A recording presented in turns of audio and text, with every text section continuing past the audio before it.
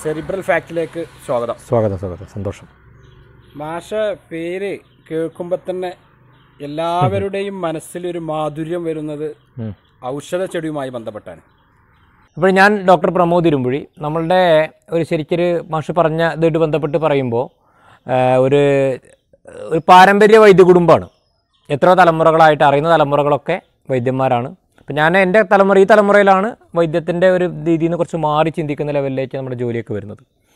അപ്പോൾ ശരിക്കും നമ്മൾ ജനിച്ചു വളരുന്ന തന്നെ ഇത്തരം ചെടികൾക്കും മരുന്നുകൾക്കും ഇടയിലാണ്.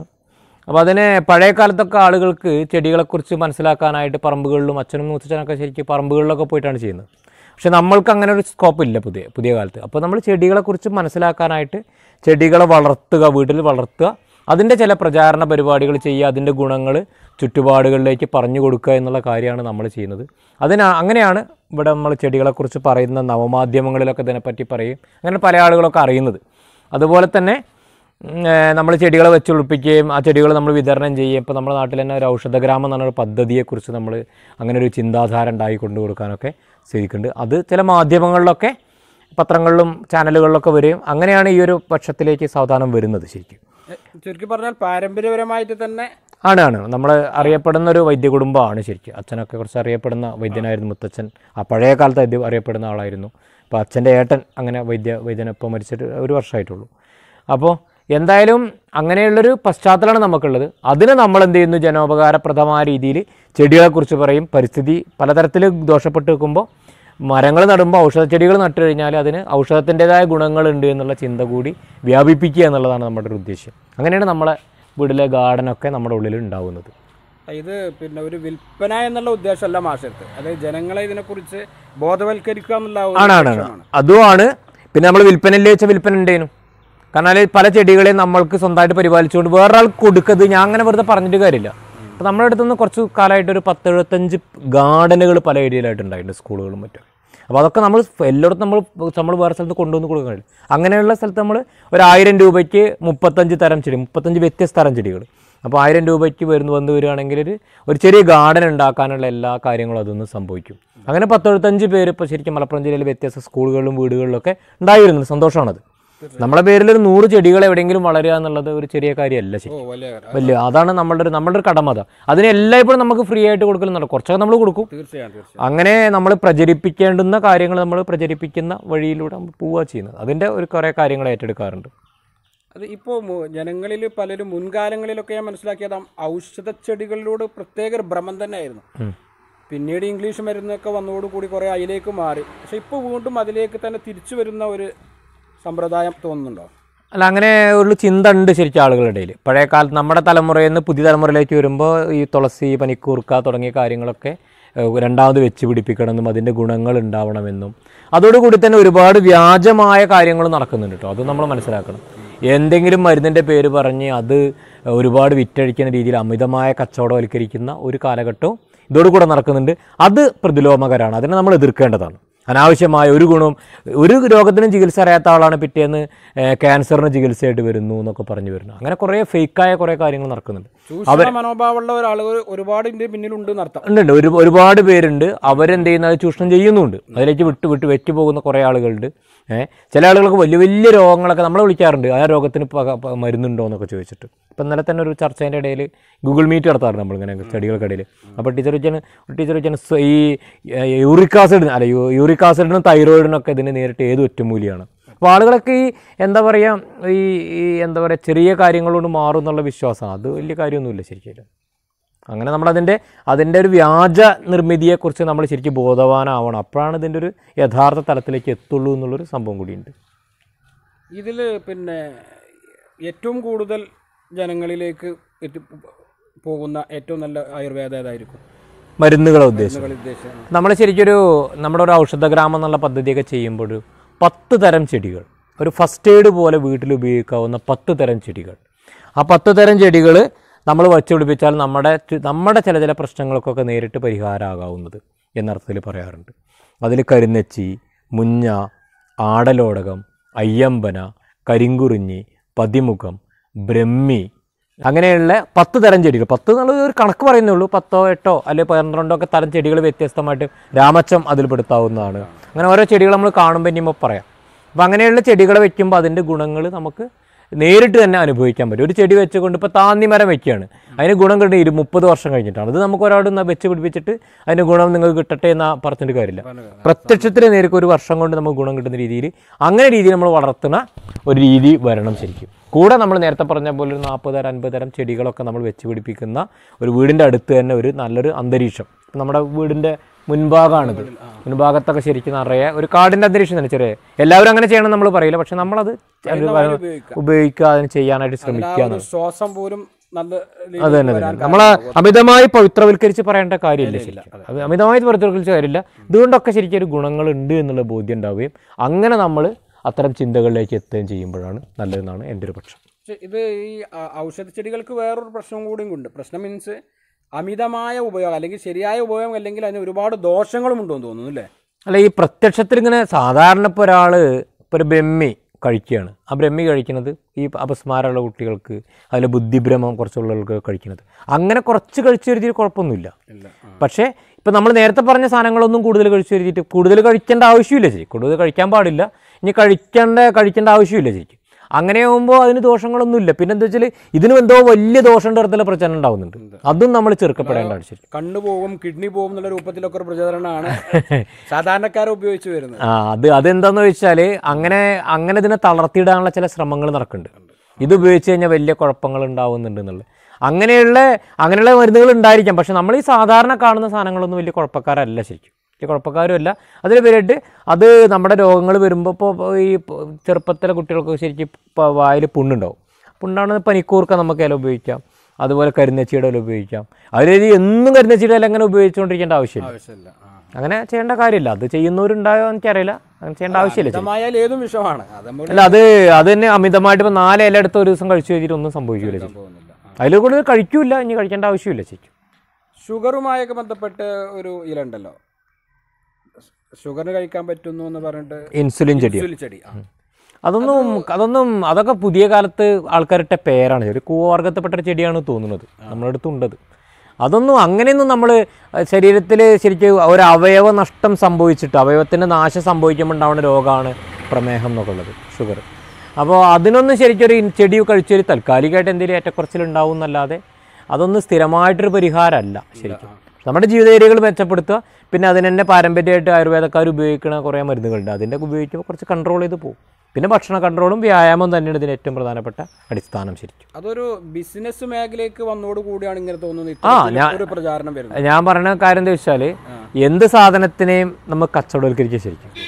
അതിനെന്ത് ചെയ്യും, കച്ചവടക്കാർക്ക് ഇപ്പോൾ അങ്ങാടിയിൽ കച്ചവടം ചെയ്യുന്ന ഒരാൾ പാൽക്കായം വെക്കുകയാണ്, 100 ഗുണങ്ങൾ അതിന് പറയും, ലോകത്തിലെ എല്ലാ രോഗങ്ങളും ഗുണമായിട്ട് പറയും. പക്ഷെ അങ്ങനെ ഗുണം ഉണ്ടാവണമെന്നില്ല, പക്ഷേ അയാൾക്കവിടെ വിറ്റഴിക്കാൻ വേണ്ടിയുള്ള സംഭവമാണ്.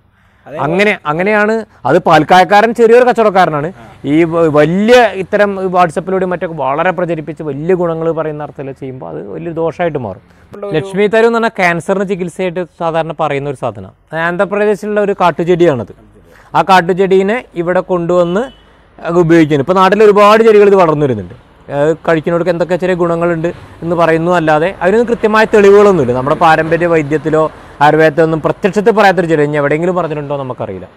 അങ്ങനെ ചിലതിനെ അനാവശ്യമായിട്ട് കച്ചവടവൽക്കരിക്കപ്പെടുന്നുണ്ട് എന്നുള്ള യാഥാർത്ഥ്യമാണ് നമ്മൾ തിരിച്ചറിയും വേണം. അത് എഴുതിയിട്ട് മറ്റൊക്കെ ദോഷമാണെന്നുള്ള രീതിയിലുള്ള പ്രചരണത്തിനെയും ചെറുക്കേണ്ടതുണ്ട്. മാഷ് ഒരുപാട് ഇതുമായി ബന്ധപ്പെട്ട ഒരുപാട് ക്ലാസ്സുകൾ എടുക്കാറുണ്ട്. ഇപ്പം ഇന്നലെ ഉണ്ടായിരുന്നു. ഇങ്ങനെ നമ്മളെന്താ വെച്ചാൽ ഇങ്ങനെ ഗൂഗിൾ മീറ്റിലൊക്കെ ആളുകൾ ഇപ്പോൾ പറയുകയാണെങ്കിൽ ഗൂഗിൾ മീറ്റിൽ നമ്മൾ ചെടികളൊക്കെ ഓരോരുത്തർക്ക് എടുത്തുകൊണ്ടേ കാണിച്ചു കൊടുത്ത് നമ്മുടെ മൊബൈൽ ഉപയോഗിച്ച് കാണിച്ച് അങ്ങനെ പുതിയ കാലത്തുള്ള ഒരു പഠന രീതിയാണല്ലോ അത്. ആ ലെവലിലേക്ക് നമ്മൾ ചെടികളെ പരിചയപ്പെടുത്തുന്നത്. ഇന്നലെയൊക്കെ അല്ലേ ഔഷധത്തോട്ടത്തിൻ്റെ നടുവിൽ നിന്നുകൊണ്ട് നമ്മൾ കാര്യം പറയുന്നത്. വ്യത്യസ്തമായ അനുഭവമാണ്. ഓരോ ചെടി എന്താണെന്നുള്ളത് 10-40 ചെടികളെ നമ്മൾ പരിചയപ്പെടുത്തും 1 മണിക്കൂർ കൊണ്ട്. അത് ഈ കൊറോണ കാലത്ത് അതിനോട് കുറച്ച് ആളുകൾക്ക് പ്രത്യേകിച്ച് ഒരു താല്പര്യം കൂടി ഉണ്ട്. വെറുതെ ഇരിക്കുന്ന ആളുകൾ പിന്നെ ഗൂഗിൾ മീറ്റിലൊക്കെ അത് സ്കൂളിലെ കുട്ടികളും മറ്റൊക്കെയാണ് കാര്യമായിട്ട് വരിക. അവർക്കൊരു പരിചയപ്പെടുത്തുന്നു, ഇങ്ങനെ വളർത്താനുള്ള പ്രേരക ഉണ്ടാവുന്നു. ഒരു ഗൂഗിൾ മീറ്റ് നടത്തിയ വഴി ഒരു 10 കുട്ടികൾ ഒരു 10 ചെടി എവിടെയെങ്കിലും വെച്ച് പിടിപ്പിച്ചാൽ അതതിൻ്റെ ഒരു നേട്ടം തന്നെയാണ്. അതാണ് അതിൻ്റെ കാര്യം. വളർത്തുക എന്നുള്ളത് തന്നെയാണ് ഇതിൽ ചെയ്യാവുന്ന കാര്യം. നമ്മൾ വർത്താനം പറഞ്ഞൊരു കാര്യമില്ല, വളർത്തി മനസ്സ് വലുതാക്കുക എന്നുള്ളത് പ്രധാനപ്പെട്ട ഒരു കാര്യമാണ്. ഇപ്പോൾ നമ്മൾ എരുക്ക് പല കാലത്തൊക്കെ ഇഷ്ടംപോലെ ഉണ്ടായിരുന്നു. ഇപ്പോൾ ചെടിയൊക്കെ ഉണ്ടാവുന്ന എരുക്കിൻ്റെ ഇല പാല് മയത്ത് തട്ടാത്ത രീതിയിൽ നമ്മൾ ഈ വേദനയൊക്കെ ഉള്ള ഭാഗത്ത് വെച്ച് കൊടുത്തു കഴിഞ്ഞാൽ ശരിക്കും എന്ത് ചെയ്യുമെന്ന് വെച്ചാൽ വേദനയൊക്കെ മാറും. ശരിക്കും നല്ല വേദന സംഹാരിയാണ്. ഉള്ളിക്ക് കഴിക്കാൻ പാടില്ല. അങ്ങനെ സോക്സിൻ്റെ ഉള്ളിലൊക്കെ ഇട്ട് വയ്ക്കുക, അല്ലെങ്കിൽ കെട്ടി വെച്ച് കൊടുക്കുക, ചതച്ചിട്ട് വെച്ച് കൊടുക്കുക. ഉള്ളനടിയിൽ വെച്ചുകൊണ്ടുള്ള വേദനകളുള്ള ഭാഗത്ത് വാദ സംബന്ധമായ വേദനയ്ക്ക് നല്ലൊരു പരിഹാരമാണ്. നമ്മളെ നാട്ടുമ്പുറങ്ങളിലോ പണ്ടുണ്ടായിരുന്നു, ഇപ്പോൾ നാട്ടിൽ നിന്ന് പോയി. പക്ഷേ ആൾക്കാർ പലയിടത്തും അവർ കൊണ്ടുവന്നത് ചെയ്യുന്നുണ്ട്. കടലോര പ്രദേശങ്ങളിൽ, നമ്മുടെ തീരദേശ പ്രദേശങ്ങളിലൊക്കെ തിരൂർ താനൂർ ഭാഗത്തൊക്കെ നിറയുണ്ട്. ഈ വസിക്കുന്ന ആളുകളൊക്കെ മിക്കവാറും ആളുകൾ ജീവിക്കുന്നത് തന്നെ ഇത്തരം മരുന്നുകൾ ആണ്. നമ്മളെവിടെ അങ്ങനെ ഉണ്ടായിരുന്നു. അത് കുറേശ്ശെ കാലം കൊണ്ട് കുറഞ്ഞു പോകുന്നു എന്നുള്ളതാണ്. കാലത്തിന്റെ പരിഷ്കാരം അത് പിന്നോട്ട് കുറേശ്ശെ പിന്നിക്ക് വന്നു എന്നുള്ളതാണ് എൻ്റെ ഒരു കാര്യം. നമ്മൾ ശരിക്കും അങ്ങനെ ഒരു കാര്യത്തിനെ നമ്മൾ കുറച്ച് തിരിച്ചു പിടിക്കണം എന്നുള്ളൊരു പക്ഷമാണ് നമുക്കുള്ളത്. അതിനു വേണ്ടിയുള്ള ചില ശ്രമങ്ങളാണ് നമ്മൾ നടത്തുന്നത്. എത്രത്തോളം വിജയിക്കുന്നു എന്നുള്ള വേറൊരു കാര്യം. പക്ഷെ നിരന്തരം പറഞ്ഞു കൊടുക്കുമ്പോൾ നമ്മൾ നേരത്തെ പറഞ്ഞല്ലോ 70-75ഓളം സ്ഥലത്തിലേക്ക് ഈ 35-40 തരം ചെടികൾ കൊണ്ടുപോയി എന്ന് പറയില്ലേ. അതൊരു ചെറിയൊരു കാര്യമല്ല ശരിക്കും. നമ്മൾ അതിൽ ഞാൻ പറയും ഒരു 10 ആൾ ഒഴിച്ചു കഴിഞ്ഞാൽ ബാക്കി ഞാനിതിൽ ഇടപെട്ടുകൊണ്ട് കൊണ്ടുപോയി എന്നുള്ള വിശ്വാസം. ഞാൻ ഇടപെട്ടുകൊണ്ട് മാത്രം കൊണ്ടുപോയതാണ്. അവർ ഔഷധ ഗാർഡൻ ഉണ്ടാക്കണം എന്നുള്ള ചിന്ത വരുന്നത്. അങ്ങനെ കുറേ ആളുകൾ ഇടപെടുന്നവരുണ്ടാകുമ്പോൾ, അല്ലെങ്കിൽ സ്വയം ഇട്ട് അങ്ങനെ പ്രചാരങ്ങൾ വരുമ്പോൾ എന്ത് ചെയ്യുന്നു വെച്ചാൽ അതിന് നല്ലൊരു മാറ്റം ഉണ്ടാവും നാട്ടിൽ. അങ്ങനെ കുറേശ്ശെ നമ്മൾ നഷ്ടപ്പെട്ടുകൊണ്ടിരിക്കുന്ന ചെടികൾ സംരക്ഷിക്കുക, കൂടുതൽ ഗുണമുള്ള ചെടികളെ പറ്റി പറയുക. വീടിൻ്റെ അടുത്തുള്ള ഒരു ചെറിയ ഗാർഡനാണ്. ഇപ്പോൾ ഗാർഡനിൽ ഇപ്പോൾ ഇത് കണ്ടു, ഇത് മരവാഴയാണ്. ഒരു ഓർക്കിഡ് ഇത് വലിയ നീളമുള്ള പൂവൊക്കെ ഉണ്ടാവും. ഇതിൽ ചെവി വേദനയൊക്കെ ഉണ്ടാകുമ്പോൾ ഇതിന് നീര് ചെറുതായി വാട്ടിയിട്ട് അത് ചെറിയ ചൂടോടുകൂടി ചെവിക്ക് ഒഴിച്ചു കൊടുത്തു കഴിഞ്ഞാൽ നല്ലൊരു പരിഹാരമാണ് ഈ ഒരു ഇത്. അപ്പോൾ സ്വയം നമ്മൾ ഇത്തരം കാര്യങ്ങൾ ചെയ്യാൻ പാടില്ല ശരിക്കും. പലപ്പോഴും വൈദ്യനിർദ്ദേശപ്രകാരമാണ് നമ്മൾ ചെയ്യേണ്ടത്. ഇത് നേരത്തെ പറഞ്ഞ ലക്ഷ്മി തരു പറഞ്ഞ ചെടിയാണ്. അതാണ് ക്യാൻസറിൻ്റെ ചികിത്സയ്ക്കായിട്ട് ഉപയോഗിക്കുന്നു എന്നുള്ളത്. നമ്മളങ്ങനെ അതൊരു പുറത്തുനിന്ന് വന്നൊരു ചെടിയാണ്. അതിനെക്കുറിച്ച് അത്ര നമുക്ക് പ്രത്യേകിച്ച് പറയാനൊരു കഴിയില്ല. ഇത് ഇത്തിയാണ്. ഇത്തി ശരിക്ക് നാൽപ്പാമരം എന്ന് പറയും. ഇത്തി പേരലറിയാൽ അത് നാൽപ്പാമരത്തിൽ ഈ ഇതിൻ്റെ തൊലിയാണ്, ഇതിൻ്റെ മരത്തിൻ്റെ തൊലിയാണ് ഉപയോഗിക്കുക. ആ തൊലി ഉപയോഗിക്കുമ്പോൾ നമ്മൾ ശരിക്കും ഒരു ത്വക്ക് സംബന്ധമായ പല രോഗങ്ങൾക്കൊക്കെ വളരെ നല്ലതാണ്. ഇത് പാൽക്കായം എന്ന് പറഞ്ഞ ചെടി. പാൽക്കായം നമ്മൾ അറിയില്ല. പാൽക്കായം വയറുവേദനയ്ക്കൊക്കെ ഉപയോഗിക്കണേ. പാൽക്കായം ഉണ്ടാവുന്ന മരമാണിത്.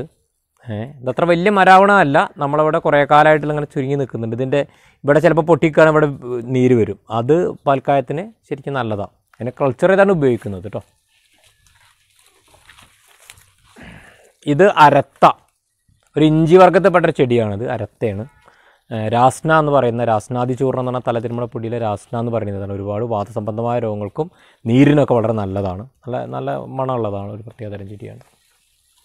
ഇത് കരിങ്കുറിഞ്ഞി, സഹചരം എന്നാണ് ഇതിൻ്റെ സംസ്കൃതത്തിലെ പേര്. ആയുർവേദത്തെ പറ്റി പഠിക്കുമ്പോൾ സംസ്കൃതത്തിനെ പറ്റി കുറച്ച് ധാരണ ഉണ്ടാകുമ്പോൾ നമുക്ക് കുറച്ചും കൂടി ഒരു ഇത് കിട്ടും.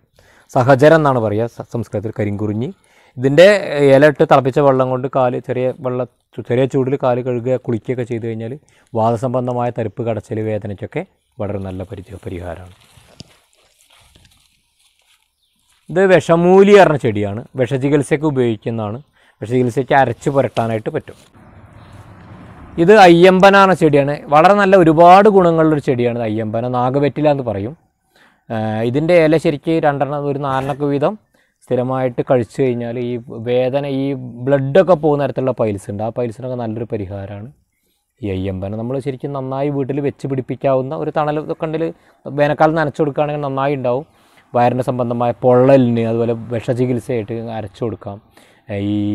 അതുപോലെ തന്നെ പൈൽസിന്, ബ്ലഡ് പോകുന്ന പൈൽസിനൊക്കെ നല്ലതാണ്. നന്നായി നമ്മൾ പ്രൊമോട്ട് ചെയ്യേണ്ട ചെടികളിലൊന്നാണ് ഈ അയ്യമ്പന. ഇത് ഉമ്മത്ത് വരെ നമ്മളെ വീട് പറമ്പുകളിലൊക്കെ നിറച്ചുള്ളതാണ്. പഴയ കാലത്തൊക്കെ ഉണ്ടായിരുന്നു ഉമ്മത്ത്. ദുർദൂരം എന്നാണ് സംസ്കൃതത്തിന് പറയുക. ഈ ഉമ്മത്തിൻ്റെ പൂവുണ്ടാവും. ഈ ഇല ശരിക്കും ഇതിന് എണ്ണ കാച്ചിട്ട് ഉപയോഗിച്ചാൽ മുടി കൊഴിച്ചിലിന്, താരനൊക്കെ നല്ലൊരു പരിഹാരമാണ്.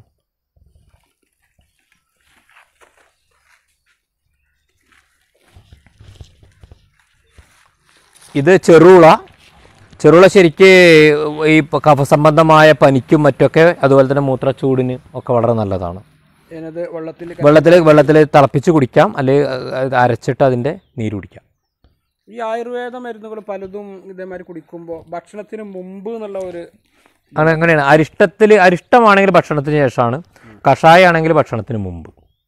അങ്ങനെ പല മരുന്നുകളും പല പോലെയാണ്, ഓരോ പോലെയാണ്. അതേപോലെ തന്നെ കഷായത്തിനേക്കാൾ നല്ലത് അരിഷ്ടമാണ്. കഷായം വല്ല കുടിക്കരുത് നിങ്ങളെ ജനങ്ങളുടെ എന്താണ് കാര്യം എന്താ വെച്ചാൽ അതൊക്കെ വെറുതെ ഒരു വാദങ്ങൾ മാത്രമേ ഉള്ളൂ. അതിൽ ഒന്ന് കഷായം എന്നുള്ള ഒരു ഏതൊരു സാധനത്തിൻ്റെയും ഇപ്പോൾ ഒരു കഷായം ഒരു മരുന്നിട്ടു അതിൽ ഒരു ലിറ്റർ വെള്ളം വെച്ചിട്ട് അതിൽ 8 ലിറ്റർ വെള്ളം വെച്ച് അതിന് 1 ലിറ്ററാക്കി ആറ്റി കുറുക്കി ഉപയോഗിക്കുന്നതാണ് കഷായം. മറ്റതിലെങ്ങനെയാണെന്ന് വെച്ചാൽ അതിൽ ശർക്കര ഇട്ടിട്ട് ഈ കഷായം ഉണ്ടാക്കിയതിൻ്റെ മുകളിൽ ശർക്കര വെച്ച് 2-3 മാസം ഇട്ട് ഫെർമെൻറ്റൈസ് ചെയ്ത് പുളിച്ചിട്ട് ആയി മാറുന്നതാണ് അരിഷ്ടം എന്ന് പറയുന്നത്. നമ്മൾ ഇംഗ്ലീഷ് മരുന്നിന് എലിക്സിർ എന്നൊക്കെ പറയും. അതെ അതിനാണ് അരിഷ്ടം എന്ന് പറയുന്നത്. ഇങ്ങനെ ഫെർമെൻറ്റൈസ് ചെയ്യുന്നതിനെ പുളിപ്പിച്ചിട്ട് ഉപയോഗിക്കുന്ന രീതിയാണ് അരിഷ്ടത്തിനുള്ളത്. എൻ്റെ ഒരു ടേസ്റ്റുമാണ് സെയിം ആക്ഷൻ ആണ് അതോ ഡിഫറെന്റ്? അല്ല, അത് രണ്ടും ഓരോ മരുന്നിനനുസരിച്ചാണ്. ഓരോന്നിനും ഓരോ പോലെയാണ്. അല്ല, എല്ലാ കഷായങ്ങളും അരിഷ്ടാക്കി മാറ്റാറില്ല, അതുപോലെ എല്ലാ അരിഷ്ടങ്ങളും കഷായമായിട്ട് മാറ്റാറില്ല. ഓരോ രീതി ഓരോന്നാണ്. ഇപ്പോൾ ദശമൂലക്ഷത്തിലൊക്കെ ഒരു 10-50 തരം മരുന്നുകളുണ്ട്. കഷായത്തിലൊന്നും അത്രയധികം മരുന്നുകൾ ഉണ്ടായിരിക്കാം, പക്ഷേ സാധാരണ കാണാറില്ല. ഇംഗ്ലീഷ് മരുന്നിൽ തന്നെ നമ്മൾ ഈ വേദനക്ക് പുരട്ടുന്ന മരുന്നുണ്ട്, ഡിക്ലോഫിനാക്ക് ജെൽ എന്ന് പറയും. അപ്പോൾ അതിൻ്റെ കൂടെ തന്നെ ഈ മെന്തോള്, നാന ഇതൊക്കെ കൂട്ടിച്ചേർന്ന് അതൊക്കെ ആയുർവേദമാണ്. മെന്തോള് ആയുർവേദം ഒന്നല്ല, പക്ഷെ ആയുർവേദത്തിൽ ഇവർ ഉപയോഗിക്കാറുണ്ട് എന്നുള്ളതാണ്.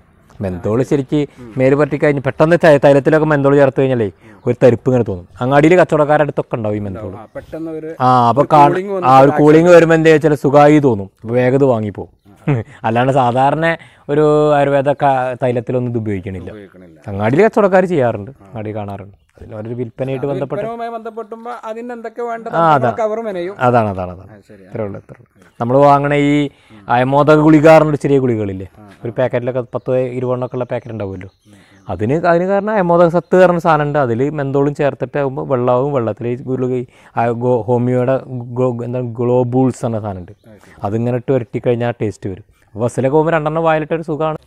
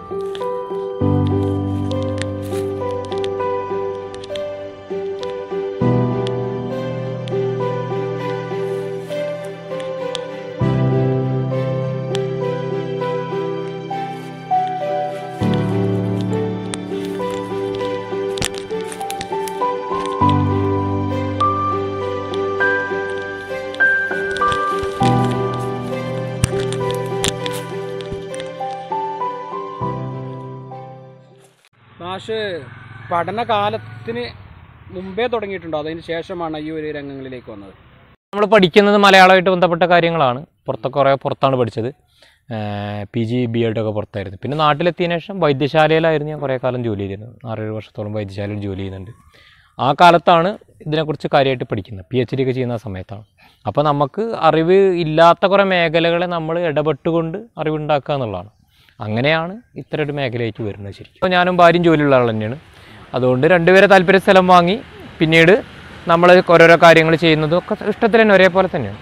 അങ്ങനെ താല്പര്യത്തിനുള്ള എല്ലാവരും നല്ല സപ്പോർട്ടാണ്. അവരെല്ലാം കൂടി ചേർന്നിട്ട് നമ്മളിവിടുത്തെ കാര്യങ്ങളൊക്കെ ചെയ്യുന്നത്. മാഷ് വളരെയധികം സന്തോഷം. ഒരു പുതിയ തലമുറക്ക് നല്ല പ്രചോദനമാകുന്ന, ഉൾക്കൊള്ളാവുന്ന, ജീവിതത്തിൽ നല്ലൊരു മാറ്റം സംഭവിക്കാവുന്ന നല്ല പ്രചോദനമായ ഒരു അറിവാണ് നമുക്ക് കിട്ടിയത്. അപ്പോൾ ഇത്രയും നേരം വളരെ സന്തോഷത്തോടു കൂടി നമ്മോട് കൂടി സെറിബ്രൽ ഫ്രാക്ചറിനോട് കൂടി പങ്കുവെച്ചതിന് എല്ലാവിധ ഭാവുകങ്ങളും നേരുന്നു. എന്തായാലും ഇങ്ങനൊരു പരിപാടിയുടെ ഭാഗമായിട്ട് ഇവിടെ വരാനും നമ്മളായിട്ട് സംവദിക്കാനും ഒക്കെ സാധിച്ചതിൽ വലിയ സന്തോഷം. എന്തിൻ്റെ പേരിലും ഔഷധസസ്യങ്ങളെ പ്രചരിപ്പിക്കുന്ന തരത്തിലുള്ള ഏത് പരിപാടിയോടും സപ്പോർട്ട് ചെയ്യാനായിട്ട് ഒരുക്കമുള്ള ഒരാളാണ് ഞാൻ. അതുകൊണ്ട് ഇത്തരം പരിപാടിയെ സ്വാഗതം ചെയ്യുന്നു. അപ്പോൾ നമ്മൾ വെറുതെ പറയല്ല, നിങ്ങളെന്ത് ചെയ്യുക വെച്ചാൽ കാണുന്നവരൊക്കെ പരമാവധി ഔഷധസസ്യങ്ങൾ വെച്ച് പിടിപ്പിക്കാനും അതിനെ ഗുണങ്ങൾ അനുഭവിക്കാനും ശ്രമിക്കുക. അപ്പോൾ അത്തരം എല്ലാ ഒരു സപ്പോർട്ടും നമ്മുടെ ഭാഗത്തുനിന്നുണ്ടാവും. ഞങ്ങൾക്കും നിങ്ങളുടെ എല്ലാ തരത്തിലുള്ള സപ്പോർട്ടും ഉണ്ടാവണമെന്ന് അഭ്യർത്ഥിക്കുന്നു. ബൈ.